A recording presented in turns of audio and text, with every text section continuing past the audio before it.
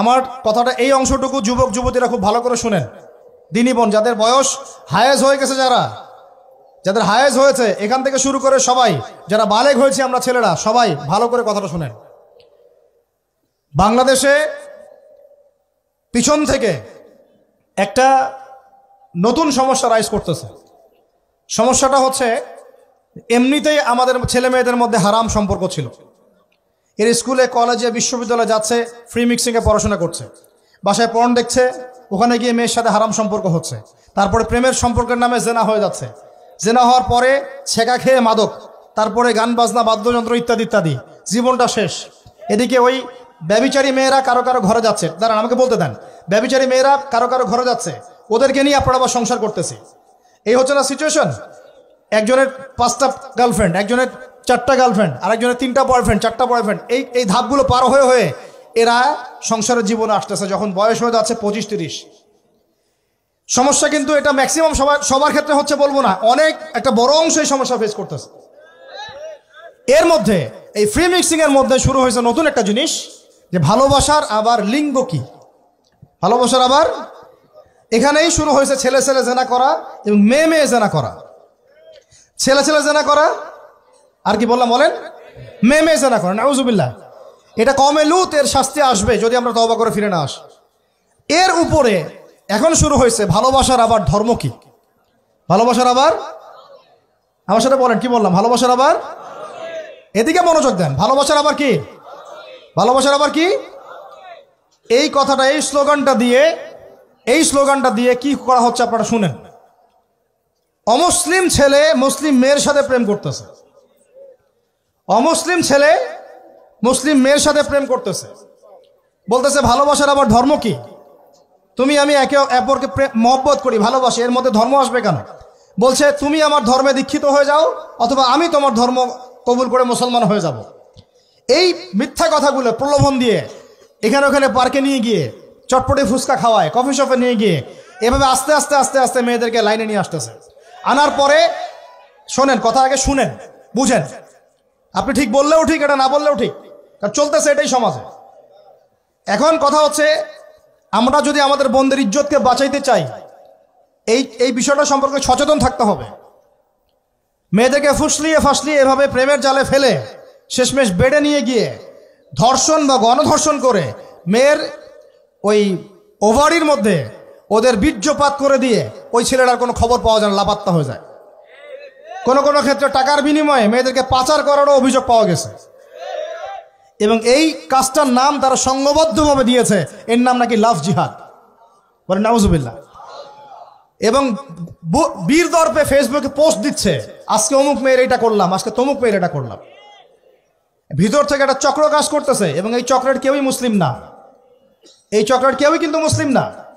বাহিরে আবার পরিচয় দিতে পারে যে আমি মুসলিম, আমার নাম অমুক, নাম পরিবর্তন করে মুসলিম মেয়েদেরকে ফুসলিয়ে ফাসলিয়ে এই জেনার ফাঁদে ফেলে ওর পিছনে কিছু টাকা খরচ করে কিছু সময় দিয়ে ওকে প্রয়োজনে ঘুমের ওষুধ খাওয়ায়, প্রয়োজনে আবার জাদুটোনা করে, বান মারে, ওকে ওকে তাবিজ কবজ করে বিছনায় নিয়ে এসে ধর্ষণ বা গণধর্ষণ করে ওই ভিডিওগুলো দিয়ে পরে ওকে ব্ল্যাকমেইল করে, পরে ওর কাছ থেকে টাকা খাওয়া শুরু করে, কোনো কোনো ক্ষেত্রে মেয়েদেরকে পাচারও করে দিচ্ছে। আমাদের মেয়েদেরকে বলতেছি, কোনো অবস্থাতেই কোনো মুসলমান ছেলের সাথেও কোনো অবৈধ সম্পর্কে যাবেন না। আর অমুসলিম হলে তো কোনো কথাই নাই। অমুসলিমের সাথে আপনার কিসের প্রেমের সম্পর্ক? একটা চট দিয়ে দাঁত ফেলে দেওয়া দরকার মেয়ের। অমুসলিম ছেলের সাথে তোমার কিসের প্রেমের সম্পর্ক? পরে যখন এই ছেলেগুলো তোমাকে নিয়ে রেপ করে রাখবে তখন তোমার আক্কেল হবে, তখন তোমাদের হুঁশ ফিরবে। তখন এসে আমাদের কাছে মেসেজ করতেছে, আমার এই সমস্যা হয়েছে, আমাকে এখন আমি কি করব বলেন। আমাদের ওয়াইফদের কাছে মেসেজ করে, এরকম এরকম হয়েছে আমার সাথে, আমরা কি করব বলেন। তো তোমাকে কে যাইতে বলছো এই ছেলের কাছে? তুমি তোমার ইজ্জত ওখানে, তুমি তোমার পায়জামা কিভাবে খুললা সেখানে, আর কিভাবে বলবো বলেন। তুমি একজন মুসলিম ঘরের মেয়ে, তোমার ইজ্জতের দাম নাই, তোমার সম্মানের দাম নাই, তোমার ইজ্জত আবরুর দাম নাই। তুমি কেমন করে নগ্ন হয়ে বাইরে ঘুরতে পারো? তুমি কেমন করে একটা অমুসলিম ছেলের সাথে প্রেমের সম্পর্ক করতে পারো? কিভাবে তুমি একটা অমুসলিম ছেলের সাথে বেড়ে যেতে পারো? তার সামনে তোমার পায়জামা কেমন করে খুলতে পারো তুমি?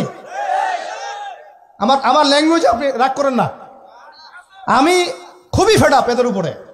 একটা মেয়ে একটা মুসলিম ছেলের কাছেই তো যাইতে পারবে না অবৈধভাবে।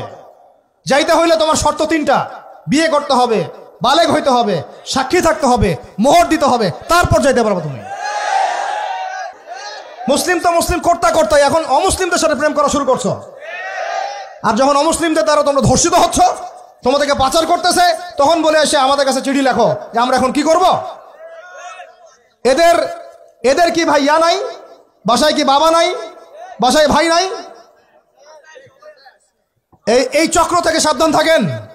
আর আমাদের সমাজে যারা দায়িত্বশীল, রাষ্ট্রের যারা দায়িত্বশীল, যারা উপরের লেভেলে আছেন, এই বিষয়গুলোর উপর কঠিন দৃষ্টি দেওয়ার জন্য আমি রিকোয়েস্ট করব। আমরা কিন্তু কোনো ধর্মের মানুষের সাথে কোনো দ্বন্দ্ব চাই না। চাই আমরা যে 50-60 বছর থেকে একসাথে বসবাস করতেছি, আমরা কি কোনোদিন কারোর সাথে মারামারি করছি? কোনোদিন দেখছেন যে খ্রিস্টান মুসলিম মারামারি হচ্ছে? ইহুদি মুসলিম মারামারি হচ্ছে বাংলাদেশে? হিন্দু মুসলিম মারামারি হচ্ছে বাংলাদেশে? দেখেছেন কখনো? এখন কি নতুন করে শুরু হলো এগুলা? আল্লাহ রাব্বুল আলামিন আমাদের দ্বীনি ভাইদেরকে বুঝদান করেন, বোনদেরকে বুঝদান করেন। কোনো অবস্থাতেই মেয়েদেরকে আপনি এভাবে ছেড়ে দিয়েন না বাইরে। কোন অবস্থাতেই একটা মেয়ের হাতে অকালে মোবাইল ফোন তুলে দিয়েন না। কোথায় যাচ্ছে খোঁজ রাখেন, কার সাথে মিশছে খোঁজ রাখেন। একটা বাড়ির সম্মান নষ্ট হয়ে গেলে কখনো ফিরে আসে না। একটা মেয়েকে অপহরণ করেছিল রাজা দাহির, মুসলিম মেয়েকে। সেই ইজ্জতের বদলা নেওয়ার জন্যে 17 জন ঘোড়সাওয়ার নিয়ে, কতজন? মাত্র 17 জন ঘোড়সাওয়ার নিয়ে মোহাম্মদ বিন কাসিম এই সিন্ধুর রাজা দাহিরকে আক্রমণ করে ওই জায়গায় পরাজিত করেছিল। একটা মেয়েকে নিয়ে এই ঘটনা ঘটেছিল। আমাদের বোনের ইজ্জতের এত বড় দাম। একজন নারী, শোনেন, একজন নারী বনু কাইনুকার বাজারে গিয়েছিলেন তার প্রয়োজনে। ইহুদি তার শ্লীলতাহানি করেছে, তার সতর খুলে দিয়েছিল একজন ইহুদি। এটা দেখে একজন মুসলিম ভাই সেখানে থাকতে না পারে ওই ইহুদির গর্দান নামিয়ে দেয়। এই ইস্যুকে কেন্দ্র করে ইহুদিরা মিলে ওই ভাইকে শহীদ করে। তখন ওই বাজারে ওই ভাই ছাড়া আর কেউ ছিল না, একজনই ভাই ছিল। এরপরে এই মামলা আসলো নবীর দরবারে সাল্লাল্লাহু আলাইহি ওয়াসাল্লাম। এটা মদিনার ঘটনা। নবী সাল্লাল্লাহু আলাইহি ওয়াসাল্লাম ওই সাহাবীকে তো দোষারোপ করেনই নাই, ওই সাহাবীকে দোষারোপ করেন নাই, বরং নিজে বর্ম পরে অন্য সাহাবীদেরকে বলেছেন তোমরা বের হও, আমরা বনু কাইনুকা আক্রমণ করবো, ওকে এখান থেকে বের করে দেব। একজন দিনী বোনের ইজ্জতের বদলা নেওয়ার জন্য পুরো বনু কাইনুকার ইহুদিদের সাথে যুদ্ধ হয়েছে।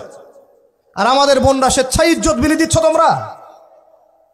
তোমরা হচ্ছে মাটির তলে চলে যাও, তোমাদের বেঁচে থাকার চেয়ে মাটির তলে চলে যাও। তোমরা নিজেরা স্বেচ্ছায় ইজ্জতের বিসর্জন দিচ্ছ। আমি ইয়াং ছেলেপেলেদেরকে বলছি, ভাই আমরা আসছি আল্লাহর ইবাদত করতে, এখানে আল্লাহর দিনকে জিন্দা করতে, আল্লাহর দিনকে সমাজে কায়েম করতে। জিনার সাথে আমাদের কি সম্পর্ক থাকতে পারে? পর্নের সাথে আমার আপনার কি সম্পর্ক থাকতে পারে? আপনার আমার এরকম হারাম সম্পর্কের সাথে কি সম্পর্ক থাকতে পারে? এগুলো কোনো অবস্থাতে আমরা ধার কাছে যাবো না ইনশাআল্লাহ। আল্লাহ রাব্বুল আলামিন আমাদের ভাইদেরকে বুঝদান করেন, বোনদেরকে বুঝদান করেন। আমি যা বলেছি আমাকে আমল করার তৌফিক দান করেন, আপনাদের সবাইকে আমল করার তৌফিক দান করেন।